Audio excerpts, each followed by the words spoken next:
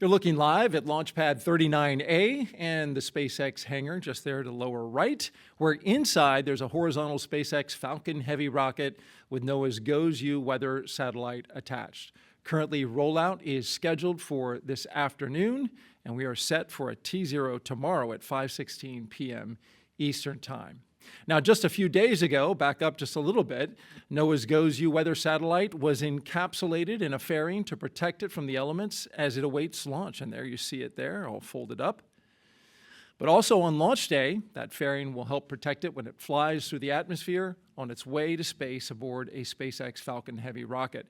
By the way, GOES-U is the first NOAA satellite to fly on a Falcon Heavy. Hello and welcome to the Kennedy Space Center in Florida for NASA and NOAA's briefing on the science behind GOES-U. My name is Derrol Nail, and I'll be the moderator for today. And we have assembled a panel of experts for you to answer your questions, as well as talk about the mission of GOES-U. They're going to discuss how the satellite benefits you, the public, as well as how it does that job. We'll also discuss a new instrument on board GOES-U, in addition to the next generation of weather satellites that will follow this current series. GOES stands for Geostationary Operational Environmental Satellite, and the U is the letter designation for the fourth and final satellite in this current generation of GOES satellites that began with the letter R. The next generation is called GeoXO, and we have a lot of great information that we'll be sharing with you in just a few minutes. Again, I mentioned the T0 is 5:16 p.m. Eastern Time. So with that, let's now, tomorrow, June 25th, let's now introduce our panel. And starting with Dr. Dan Lindsey to my left, he is the Chief Scientist of NOAA's GOES-R program. We have Ken Graham, Director of NOAA's National Weather Service. Also here, Dr. Elsayed Talaat, Director of NOAA's Office of Space Weather Observations. And we have Dr. Charles Webb. He's the Deputy Director of NASA's Joint Agency Satellite Division. And Lieutenant Commander Chris Wood, a NOAA Hurricane Hunter pilot. Now, we're joined in the room and on the phone by members of the media as well, and we're going to get to those questions. But we'll also be taking questions from online. So if you have social media, you can submit your question with the hashtag AskNASA, and we'll cull through those questions and get to as many as we can. But we want to begin with some opening statements, and we'll start with you, Dan. Thank you very much. Good morning, everybody. GOES-U will be the fourth and final satellite in the GOES-R series. We started with GOES-R back in 2016, which became GOES-16, followed by GOES-S&T, and then tomorrow we'll be launching GOES-U. Following reaching geostationary orbit, the satellites are renamed from letters to numbers. And so, as I mentioned, GOES-R became GOES-16, et cetera. And so GOES-U will become GOES-19. It will initially be placed at 89.5 west longitude over the equator for checkout. That's roughly over the center of the continental U.S. It goes through a checkout of a number of months, and assuming everything looks good, it will be moved over to the GOES-East position, which is at 75 west longitude, sometime early next year, where it will replace GOES-East, which is currently GOES-16, as the operational GOES-East satellite. In the GOES-East position, it's able to see the Atlantic Ocean, the Central and South America, North America, in order to look for things like hurricanes, severe storms, wildfires, and all sorts of hazards that occur in that area. The satellite has the same complement of instruments as the first set of satellites, R, S, and T, 16, 17, and 18, with one addition, something called the compact coronagraph. The primary two Earth-pointing instruments are the Advanced Baseline Imager, or ABI, and the Geostationary Lightning Mapper, or GLM. Those two I will focus on today, and Dr. Talaat in just a few minutes will be discussing the space weather instruments. If you could go ahead and run the video. I'm going to talk briefly about a few of the key applications of the GOES satellites. From its GOES-East position, GOES-U, becoming GOES-19, will be the sentinel in the sky to keep an eye on hurricanes. This example that you're looking at here was from way back in 2017. It shows Hurricane Maria as it approaches the island of Puerto Rico. We're able to scan these big storms as frequently as every 30 seconds in order to get minute-to-minute warnings out to the public. In this particular example, unfortunately, Hurricane Maria made direct landfall on the eastern part of Puerto Rico, doing significant damage, knocking out the radar there. And forecasters actually used the satellite imagery itself to aid in issuing things like flash flood warnings or severe storm alerts to the folks on Puerto Rico since we lost the radar. Another key addition to the GOES-R series that we didn't have prior is the GLM, or the Geostationary Lightning Mapper. In this example here, you can see the flashes of lightning occurring within the eye wall of this hurricane. Research is underway now to better understand how to make use of that data. What does it mean when we have lightning in the eye wall? Does it mean the storm is strengthening, weakening, or sort of remaining the same?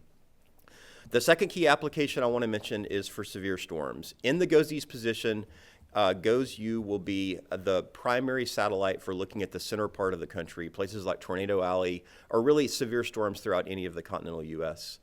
One of the major threats in the Central Plains is something called a supercell, and that's the examples that you're looking at here. We can see the lightning from those supercells and get that lightning warning out to the public. Forecasters use the minute-by-minute data, like the visible imagery you're seeing here, by zooming in on individual cumulus clouds, and they're able to then tell when and where those initial thunderstorms are going to form and warn the public as a result of that. One new really cool application that's been developed based on lightning is called Lightning Cast. This was developed by our friends at the University of Wisconsin. It's a machine learning algorithm that predicts the probability that lightning will occur within the next 60 minutes. The way this is used is, for example, say that there's an outdoor sporting event. Forecasters can look and see the probability that lightning will occur in the next hour, and if it's a high probability, they may consider warning the public, getting the people who are on the field to safety, and getting the fans to safety. Another application is volcanic eruptions. The example you were looking at in just a second ago was from the Tonga eruption. It's really important to keep the airplanes away from those volcanic ash clouds because they can damage the engines. And then the final application I'll mention is fire detection. This was perhaps the biggest surprise with the GOES-R series on how well we can do fire detection. The near-infrared channels of the ABI are able to detect the hot spots from those fires. We can track the hot spots as they progress out from the fire, and we can get that information out to the emergency managers, out to the firefighters, in order to keep everyone safe. In addition to the fires themselves, we can see smoke from the fires, and this is important because smoke causes significantly reduced visibility. It can actually cause air quality problems, human health problems, and it can also be a threat to the firefighters themselves who are trying to fight the fires. Following the GOES-R series, the current plans are to implement a new program known as Geostationary Extended Observations, or GeoXO. The first GeoXO satellite will launch in 2032, and there's going to be some key improvements to a number of applications and some new observations as well. In terms of fires, we're going to improve the spatial resolution of the fire detection channel by a factor of 4. And what that means is we'll be able to detect hotspots that are 4 times smaller now. In the future, we'll be able to do it 4 times earlier, basically, and see those fires before they see the fires before they spread too widely, and get the emergency managers out, get the firefighters there to put the fires out. And with that, I'll pass it on to Ken. Dan, absolutely amazing to see the satellite and some of the usages. I'm Ken Graham, Director of the National Weather Service, and our forecasters across the country using this data to put out forecasts and warnings. The GOES-R series of satellites it's been a game changer for us. It's been a game changer for our forecasters. Since the first launch of the series in 2016, the latest generation of GOES has enabled new and improved forecasts, warnings, services to help save lives and protect property. While our meteorologists rely on other observations like the radar and buoys, for example, the GOES series of satellites consistently provides imagery of weather features in the Western Hemisphere for us. The GOES-R series creates a full disk of the Earth every 10 minutes. So our Weather Service meteorologists often request enhanced scanning of rapidly evolving storms, as Dan was showing in the imagery, and other phenomena as well, like hurricanes and volcanic ash and fires. And we can get imagery as up to 30 seconds, which is absolutely useful for our warning capability. So we're going to start the first video and look at some recent events using the satellite. And this first one, the GOES Advanced Baseline Imager, the ABI, allows meteorologists to see rapidly developing convection. This video shows a derecho, a powerful storm stretching hundreds of miles, producing wind, hail, lightning damage along its entire path. In this case, around Houston, winds toppled 100 miles an hour, and just incredible amount of damage on May 16th. But observations from the GOES East enabled our meteorologists to really look at issuing those severe thunderstorm warnings, those tornado warnings, so residents along the derecho's path have the information that they need, even during the nighttime hours when these things are most dangerous. Meteorologists are able to use the GOES information to be able to look at the lightning mapper, the GLM, as a leading indicator of the storm severity. Our next image, look at this next loop here. Weather Service forecasters provide proactive and tactical wildfire decision support services using GOES. The 16 channels of that Advanced Baseline Imager, or ABI, on GOES East detect the difference between cloud droplets and smoke particles. This technology became crucial in June of 2023 when the northeastern United States experienced unprecedented concentrations of smoke from wildfires blazing in Canada. The next one is interesting as well. The next loop shows fog, our ability to pinpoint when fog will develop and dissipate, significantly improved by GOES satellites. This video shows how the ABI can differentiate between thick fog in the nation's heartland and weather-making clouds above. That level of detail is incredibly beneficial to aviation forecasters and navigation along rivers and highways and transportation, and keeping everybody safe and reducing delays. Now let's talk about space weather. Dan mentioned some of the space weather aspects of the satellite. The space weather forecasting is a big part of the National Weather Service's mission. Our forecasters at NOAA's Space Weather Prediction Center rely on observations of the sun's atmosphere to analyze data, helping them predict the timing and protect assets as well, and the strength of those geomagnetic storms to issue alerts and warnings. If we start the video, it really shows some of the space weather in action. We are currently at solar maximum. So this is an important time to be having this type of data. The peak of a roughly 11-year solar cycle. In early May, several coronal mass ejections, CMEs, produced a G5 storm, the highest category on NOAA's space weather scales, resulting in really a big event on May 10th and 11th. It was the strongest geomagnetic storm in 2 decades, very powerful. You may have seen the impressive auroral displays. With GOES-U, we're getting an important instrument to help the space weather forecasting, the compact coronagraph for SEACOR, the first operational SEACOR, and we're incredibly excited to see this sensor to really impact our early warnings. This new instrument will deliver imagery of the sun's corona to our forecasters at the Space Weather Prediction Center within 30 minutes, and that's compared to the previous time. It used to take about 8 hours, so that's an incredible advance in us having that capability to have that data. The instrument will really capture multiple images of each flare and CME, improving our understanding of their size, velocity, and also the intensity. Geomagnetic storms can impact our infrastructure here on Earth, putting our power grid, communications, navigation systems, aviation, space-based assets at risk. Having a better and faster observation will help us better alert our infrastructure providers and potential hazards so they can take action. Thanks again for this incredible opportunity to be here and talk about the importance of GOES to the National Weather Service. I'm thrilled to be here for the GOES-U's launch and eager to get the GOES data in the hands of our dedicated meteorologists that work 24 hours a day to keep everyone safe. So with that in mind, I'm going to give the floor over to my colleague, Elsayed. Thank you, Ken. Yep. And good morning, everybody. This past year, we had the remarkable opportunity to witness not one, but several cosmic masterpieces throughout the nation. The first being the Great American Solar Eclipse. Let's roll the first video. And more recently, the Aurora Borealis, known as the Northern Lights. This visual manifestation of space weather was seen in all 50 states for the first time in 20 years. Each of these celestial wonders gives us insight into our sun and its activity called space weather. For decades, NOAA has observed space weather to produce the warnings, alerts, and forecasts that Ken just mentioned.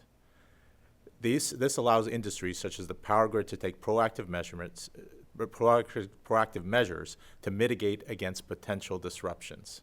This also includes our communication systems, which are essential for emergency response efforts during national disasters, such as hurricanes and tornadoes, and for pilots to safely fly our planes with functioning navigation and communications. Furthermore, as space commerce and space exploration grows, so too does our need for observation and forecasts to protect our assets in space and astronauts. We are thrilled to be here today and excited for the launch of the GOES-U satellite for several reasons. One, being that it will carry the nation's first operational coronagraph, called CCOR-1. Next video. This means that for the first time, we will have continuous observations of the sun's fainter outer atmosphere, creating the equivalent of a total solar eclipse every 30 minutes. In doing so, this powerful solar telescope will allow us to observe the corona, which is the region where extreme space weather events originate. The coronagraph, working in tandem with the magnetometers, solar ultraviolet imagers, and extreme ultraviolet and X-ray irradiance sensors aboard GOES-U and GOES-18, operating in the GOES West position, will strengthen NOAA's ability to predict space weather.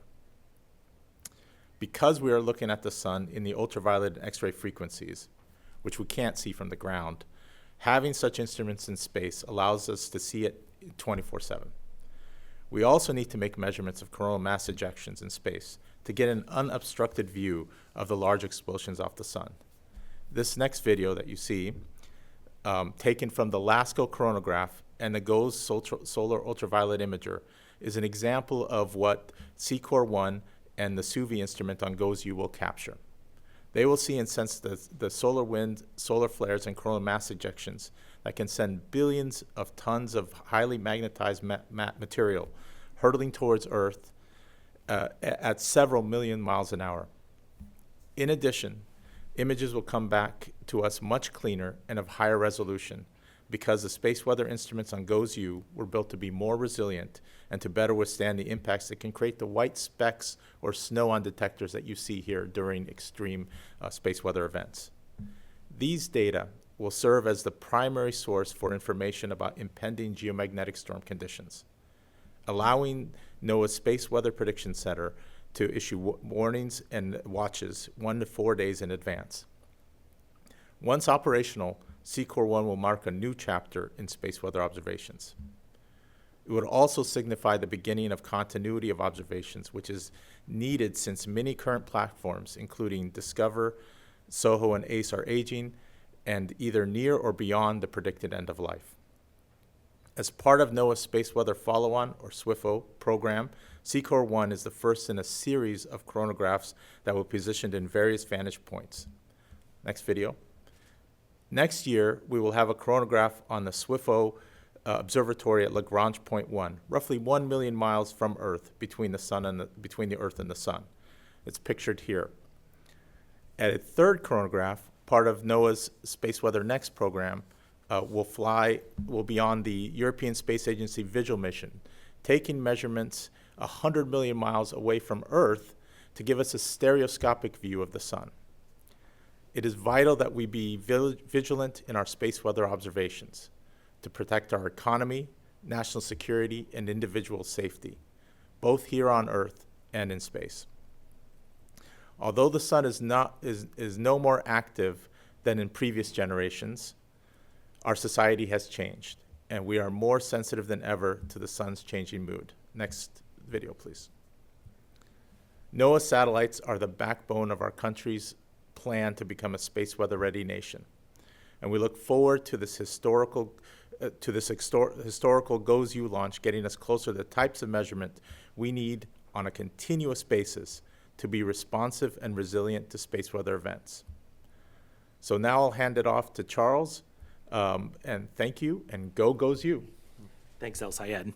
As Derrol mentioned, my name is Charles Webb. I'm the Deputy Director for NASA's Joint Agency Satellite Division. Our division is part of the Science Mission Directorate at NASA, and on behalf of NOAA, we manage the development and the deployment of operational weather satellites like GOES-U. The GOES series of satellites extends back to 1975 with GOES-1, and are the cornerstone of weather observing and forecasting for the Earth's Western Hemisphere. While sensors on the ground, as we all know, like radar, directly measure local weather conditions, meteorologists also need to make measurements high above the Earth's atmosphere to observe the big picture remotely. and data from satellites like GOES-U enable forecasters to issue accurate, timely, and reliable watches and warnings to the public. As Dan mentioned, GOES-U is the fourth and the last in the GOES-R series, having been preceded by GOES-R, S, and T, which are now GOES 16, 17, and 18. And once launched, GOES-U will become GOES 19. This series, the GOES-R series, is the nation's most advanced fleet of geostationary weather satellites, improving hurricane tracking and intensity forecasts, increasing the lead times for thunderstorm and tornado warnings, and improving aviation flight route planning, and providing data for long-term climate variability studies.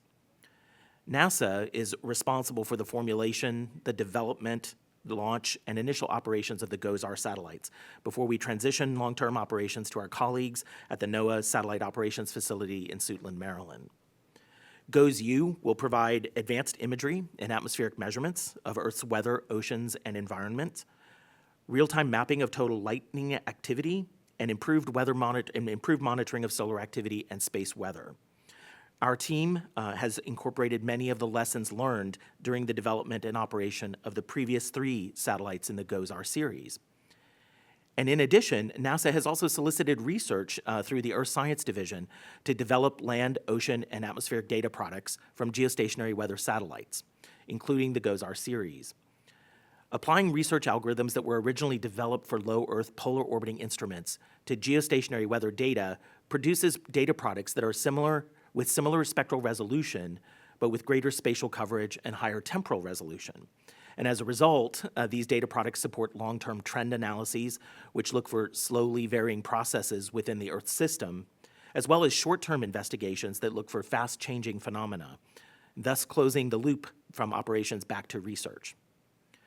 Our 5-decade partnership with NOAA has resulted in the successful operation of more than 60 satellites dedicated to weather forecasting, severe storm and hurricane prediction, and climate observations. We are also proud to continue this partnership into the future as we move further into the design phase of GeoXO, the system of geostationary satellites that we will deploy in the 2030s. But today, our focus is obviously on GOES-U. The NASA NOAA team has been working diligently with our industry partners to be fully ready for our launch opportunity tomorrow. We're very proud of how NASA and NOAA have collaborated over the life of the GOES-R program, and we look forward to getting GOES-U into orbit and on station as GOES East. And with that, I'm going to turn it over to Chris. Thank you, Charles. I'm Lieutenant Commander Christopher Wood. I'm a Hurricane Hunter pilot with NOAA's Aircraft Operations Center piloting the WP-3D Orion. Advanced environmental modeling for weather prediction requires a coordinated observation system of both in situ and satellite information. NOAA delivers a suite of information for tropical cyclone prediction and forecasting, including surface observation, coastal tidal information, weather radar, aircraft reconnaissance, and of course, satellite data.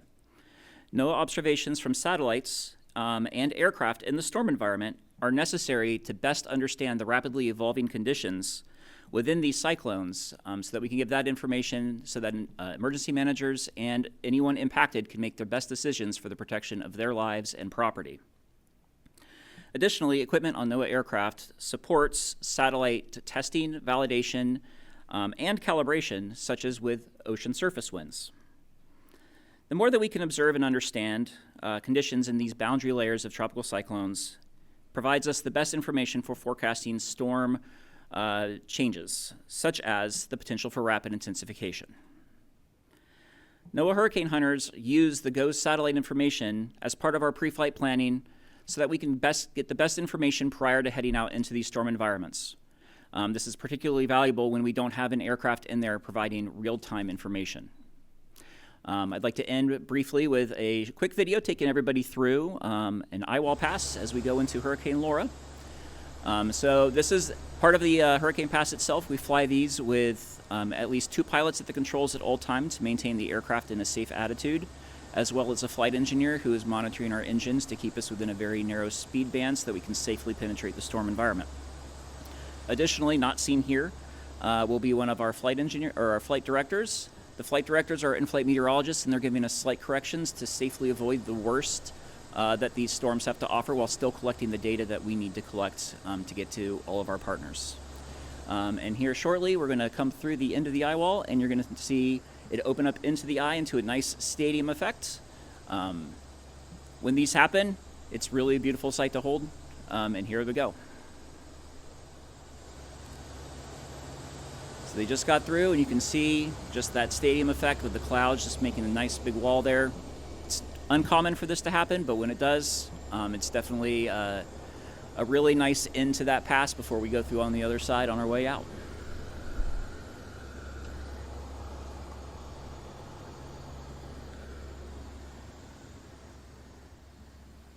All right, thank you very much, and impressive video there. All right, we're going to take questions now, so if you have a question in the room, please raise your hand. We're also going to take questions on the phone and on social media, and we'll start with a question on the phone and go to, let's see, Mike Linden from MyRadar.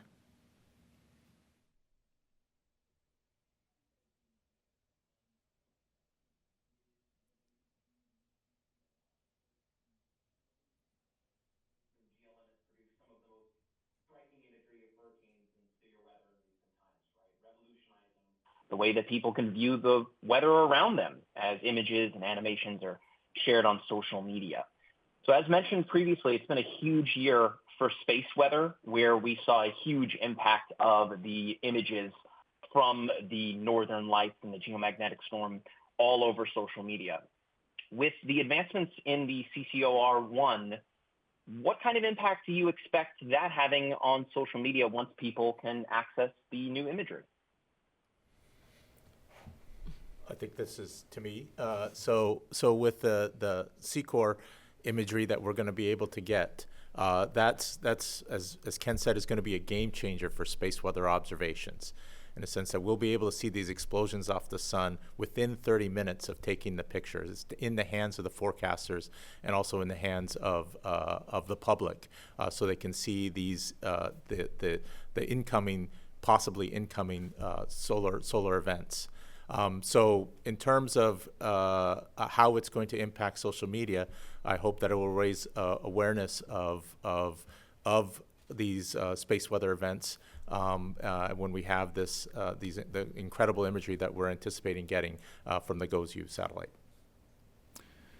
All right, thank you very much. And now let's take a few questions from social media. We have a user on X named Juka, and this person is asking, what orbit will Falcon Heavy deliver it to? So the orbit, anybody familiar? We know that it's going to a geostationary orbit. Initially, though, it's a geotransfer orbit, and then it raises itself. Correct. So the launch vehicle itself has enough power to deliver the 11,000-pound fueled spacecraft to a geosynchronous transfer orbit, and that's a very elliptical orbit. It goes all the way out to the geostationary altitude of 22,236 miles above the Earth. But the other side of it, the perigee, the closest point to the Earth, is only a few thousand miles above the Earth. And what happens is once the spacecraft separates and goes, its own fuel system will essentially raise up the other side of the orbit to that circular geostationary orbit, and then it will be moved slowly from the longitude that Dan mentioned that it would be dropped off at 89.5 all the way back over to 75 degrees west. And so that will take a number of weeks to get on station there. All right, thank you very much. And our next question comes from ex-user Phil Moyer, and he asks, I've worked on thermal imaging satellite design for wildfire early warning. How small of a fire can GOES-R detect? Smaller equal earlier warning. And how does that compare to terrestrial detection? Will GOES-XO have more advanced capability? So let's take that first part of the question about how small of a fire can it detect? Yeah, that's a great question, and it's a question we get often. And the answer is it really depends on several things, including how hot the fire is. So the hotter fires, generally you can see them when they're smaller.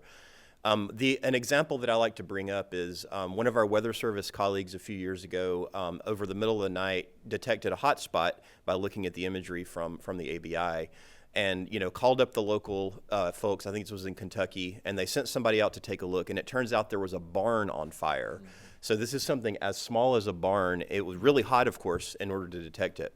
And to get to the second part of the question, for GeoXO, since we're improving the resolution of that fire detection band by a factor of 4, in theory, that means something 4 times smaller we would be able to detect at the same time. So perhaps a large barn now and maybe a small barn then, or if we can detect 1 acre now, a 1 acre fire now, we could detect, say, a 1/4 acre in the future. So it's really something to be excited about. And how quickly can you get that information to emergency responders? Within minutes, and that's one of the advantage of being able to scan so quickly. We can scan as quickly as every 30 seconds, and then as soon as the scan is done, that information is sent out, and within the next, say, minute after that, so almost immediately. Mm-hmm. So we're taking questions from social media right now. So if you have one, just hit us up with the hashtag AskNASA. In the meantime, I'm curious about something that you showed us, Ken, and that was that derecho going over Houston just recently happened. You mentioned that there's also some prediction, some machine learning that you're using to predict lightning levels. How does that work? Is that associated with AI? Yeah, there's different research going on about the lightning, and you have incredible about a building lightning. It really talks about a strengthening storm and really building up that storm and looking at the warnings. There's some research that talks about dropouts in that lightning could be indicative of tornado genesis, the start of a tornado. So that kind of research, you think about the operational nature of the GOES satellite, but there's also a research component that every time you get a new piece of data, you see things that's like that you haven't before. And you learn from that, and you put that into the research to operations, and that really feeds new operations, which is absolutely incredible to be able to do that. So the derecho was one of them, and even more recently, we had some storms in Texas that sent out an incredible amount of dust on an outflow boundary into New Mexico, and we were able to put out warnings even recently based on what we saw from GOES. So you think about how that impacts operations. The quicker we can see that, the quicker we can get the data, the quicker we get the warnings out, and it saves lives in the end. And incredible 100-mile-per-hour winds on a derecho. That's amazing. Yeah. And you have the imagery that matched it, and that's very powerful indeed. Yeah, and it's interesting to think about. We have the radar observations that we have, but we don't have radars everywhere. So you think about some of the gaps in those observations in the western United States. We can fill some of those in with the satellite data. All right, very good. We have another social question, and it comes from Eliv. She asks, will a GOES-R mesosector be focused onto the launch tomorrow? I think it would be awesome to use GOES-R to watch the launch of its replacement. So I can take that one. The answer is probably yes. It does depend on whether there's other things happening in the U.S. that are higher priority. Perhaps, I don't know what the forecast is, but if there's, say, severe storms in somewhere else in the country and something else happening somewhere else, that may take the mesos away. But very likely we will have a meso. And what that really means, for those that don't know the term meso, is it means doing these 1-minute scans. And so when you scan Florida, say, every 1 minute, that's able to sort of resolve or capture the hot spot from that rocket launch as it moves away. And so look for that. We really hope to have the meso in place there. And it did capture the launch of Artemis 1 back in November of 2022. That clip is online. We have that clip as well. We'll be playing that on our launch broadcast. But you literally can see, that's a big rocket, right? The Artemis rocket, the SLS, and the Orion spacecraft. And it punches a hole in the cloud layer that was over top of the Kennedy Space Center at the time, and then flies right through it. It's a cool image to see. So check that out. We'll have it on the launch broadcast, which will be tomorrow at 4:15 p.m. Eastern. A little plug there. Let's go to the phone lines now and get a question from Ken Kramer with Space Up Close. Go ahead, Ken. Hey, thank you for doing this. Yeah, I got a question for the second speaker. You mentioned that you can distinguish fog from clouds. I wonder if you could talk about that a little bit more, and what does that tell you? How do you do that? And also talk about the lifetime of these 4 satellites, please. Thanks. Yeah, it's an incredible tool to be able to see the fog. And the event that we showed on the video, it was just a huge event throughout the whole Midwest. It was just a large fog event that we were able to see. So you can detect it. There's technology, and also the forecaster on the desk can look at the clouds that are moving, but there's another sector of clouds that are a little bit darker shade that aren't moving. And it's like, wait a minute, what is that? And you start to really do the analysis with the observations on the ground, and you can see that it's fog. And there's big impacts. You think about the large traffic accidents and pileups that we've had. So if giving the heads up to the local officials to be able to possibly close roads or actually put the highway signs and start talking about some of the fog. But it's also navigation. You think about navigation delays, the Mississippi River, the big ports across the country, and has big economic type of impact as well. I will say something else that we didn't mention. In the wintertime, if you see some of the bright spots that don't move, snowfall. So you can actually see where the snow has fallen in areas, and especially in the south, you can see some of the swaths associated with that, and it's pretty amazing to be able to look at that. So I'll turn it over to others to talk about the lifetime of the satellites, which is about 10 years, if I remember right, but we'll get some more detail on that. Yeah, Ken, that's correct. The design lifetime of the satellite is 10 years, but they also are designed to withstand 5 years of on-orbit storage. And so the total design, the operational lifetime is the 10 years. However, many of the GOES satellites have exceeded their lifetimes, and 2 of them, for instance, GOES 13 and GOES 15, were actually transferred to the Space Force, and they have operated them, or they recently, they operated GOES 13 for a while over the Indian Ocean, and then we recently transferred the GOES 15 satellite to be a replacement for that satellite over the Indian Ocean as well.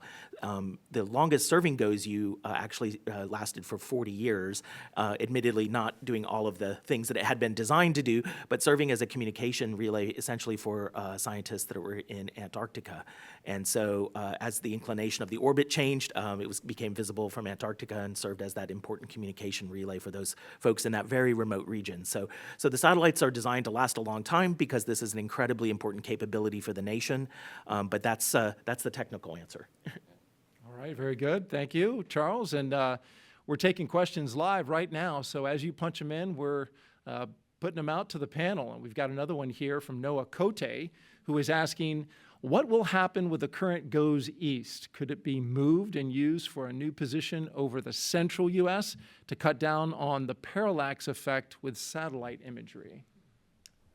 Yeah, great question. So what's going to happen with GOES 16, which is the current GOES East, is after it's replaced by GOES 19, it will be moved to 105 degrees west longitude, which if you don't have your longitudes memorized, that's roughly about the longitude of Colorado and over the equator. And from that position, it will be the standby satellite or the backup satellite. And what that means is if there's a problem with either GOES East or West, if something happens, it goes down, then we can turn on the GOES 16 and basically replace it, and it's sort of a backup capability. We don't operate it from that center position because currently NOAA really only has 2 operational slots in the GOES East and West. It can be tested from that position, but it's mainly there as an emergency backup. All right, thank you. And now a question from Adriano Ferreira, who asks, in regards to the space weather observations, how would this information be controlled or shared outside the USA? Dr. Talaat. Yes, all the data from our space weather instruments and from GOES-U are free and open to the public outside the U.S. or for research in retrospective at the National Centers for Environmental Information. Retrospective data is available at the National Center for Environmental Information. So all NOAA data is free and open. And I have a follow-up question to that, Dr. Talaat. You mentioned and showed this new coronagraph that's going up on GOES-U. The imagery that you showed seemed to be from that was a satellite that's more than 20 years old, right? It was put up several decades ago. Kind of paint a picture for me and for the audience of what that new image will look like from this instrument. Very similar to what I showed was from the ESA NASA SOHO satellite, which was launched in 1995, well beyond its design life, and we project that it's going to not be able to sustain operations because of decay in the solar arrays sometime in 2026, and the image that we're going to get from the C-Core 1 is going to look a lot like that it's going to have image the the corona from about 3.7 solar radii out to about 17 solar radii. So that was pretty much the blue area you saw in that video there. And so that we learned a lot from this research satellite And that helped us to optimize and design the observations we needed for the GOES-U coronagraph. And it's going to hopefully look a lot like that, better resolution. And what's very key is much faster latency. We're going to get the data down much faster to the Space Weather Prediction Center so they can use it in their operations.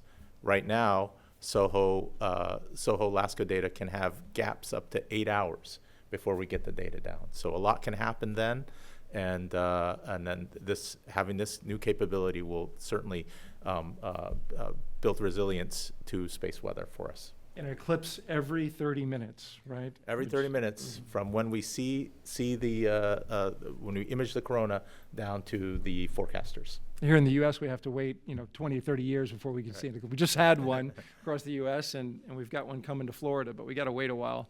All right, we've got another question online, another hashtag Ask NASA question. Put them in if you have one that you want answered with our experts today. 2 questions, and it's back to Dr. Talaat. Number 1, will the coronagraph work 24/7, or won't it be a night at times and thus unable to observe the sun? And then the second part of the question, I'll let you answer that first, and then I'll hit you with a second.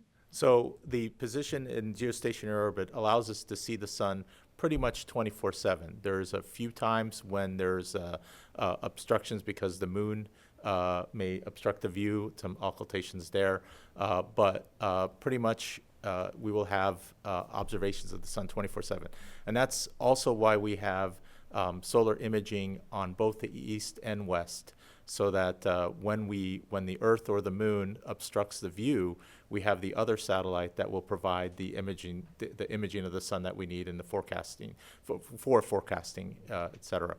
So with the coronagraph, the CCOR 1 is, of course, the first one and this is the last of the GOES satellites. So we're going to fly the CCOR in geostationary orbit. But as I mentioned at the beginning, we're going to also fly a compact coronagraph on the SWIFL L1 satellite. That's 1 million miles upstream of Earth. That acts as an upstream buoy measuring the solar wind and the solar conditions coming towards us. But it is also going to give us a 24/7 unobstructed view of the sun with a CCOR 2, the second coronagraph. And those two, having those two chronographs flying will give us resiliency in our system going forward. So, and she follows up. This is Lucy Alberg coming to us on hashtag Ask NASA. If there's a coronal mass ejection, is it possible to not see one based on that limited time where it's blocked? On those few instances where we have occultations, we can look at other indications of solar activity. But yes, it would be possible that for that time we would not see the coronal mass ejection. But we also know from the context imager, the SUVI, that they're just like we watch the Atlantic Basin for tropical cyclone formation, we watch the sun for possible impending solar activity. We watch the sunspots and see how they're forming, and from our historical analysis, we can tell if there's a likelihood of eruption. And so we have the other measurements on the GOES West satellite will be able to tell us if there was a large eruption going on. The forecasting component is certainly very interesting. And she just followed up with one more part, and that is, why do we need coronagraphs in space versus just on Earth? We can't see the outer atmosphere of the sun, the corona, from Earth very well unless there's a total solar eclipse. And so that's why we have to fly it in space and do the occultation up there to see it in a 24/7 capability. You can see it from the ground through ground telescopes, but that's susceptible, of course, to cloudiness and the location as the Earth rotates around. You can't observe it from a chronograph at night, for instance. So having it in space gives us the constant, continuous observations that we need to measure it for operations. All right, very good. Now, we can't finish without getting a few words from Chris Wood and having him take a few questions, which I'm just curious, Chris, what is it like to fly a plane through 150 mile per hour hurricane winds? So every pass in every hurricane is unique. The most common analogy we like to use is think about going on an old wooden roller coaster while being simultaneously in a car wash. So there's a lot of rain, there's a lot of wind, there's a lot of bouncing, but sometimes it can be as benign as kind of going down an old dirt road, just bouncing around a little bit. And then sometimes it's one of the wildest rides you've been on in a long time. And in that video, I've seen a clip of some video. I mean, this is turbulence like no other, right? We all experience turbulence when we fly, but you've got like, you're at the apex of turbulence. Are you weightless for moments when there are some drops that just absolutely let you go? Yeah, so there's definitely some occasions where you're going to be a little bit on the weightless side. For most storms, that's not going to be the case. You're going to get some bounces. We're going to move a couple 100 feet in the air column as we're going through the eye walls. But in general, you're not completely weightless. You might lose a few pounds as you're going through some of these bumps, but you're definitely not going completely weightless. However, on occasion, that will happen. I'm thinking specifically of when we were flying through Hurricane Ian. We definitely had a couple moments where you're really thankful you had your seatbelt on. I won't ask how you lost those pounds. Last question. When you get into the eye, is it total calm? Is it easy, breezy flying?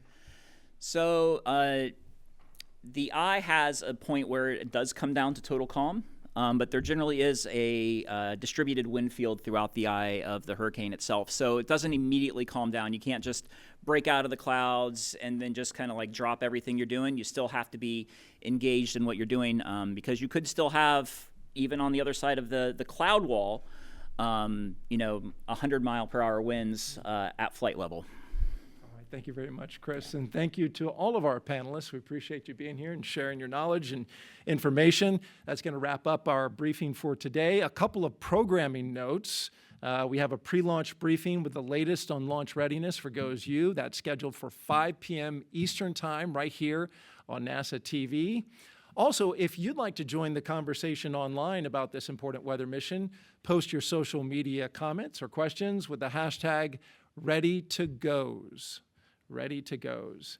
And a reminder, our launch is at 5:16 p.m. Eastern Time, and NASA Television will cover it starting at 4:15 p.m. Eastern Time. Thank you for all joining us. We appreciate it. Have a great day, and go NASA, go NOAA, and go GOES-U.